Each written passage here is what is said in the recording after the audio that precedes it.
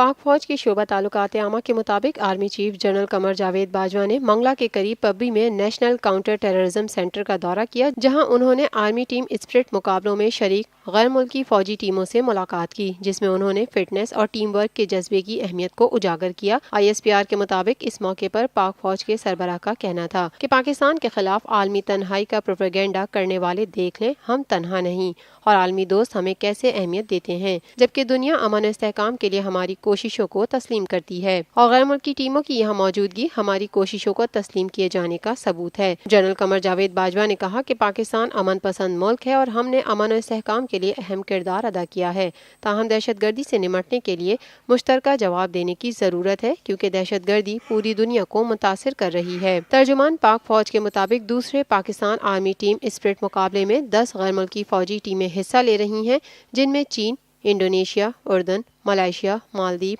Myanmar, Sri Lanka, तुर्की, Thailand और बरतानिया की टीमें शामिल हैं, जबकि मुकाबले मंगला के करीब पब्बी में कल से शुरू होंगे।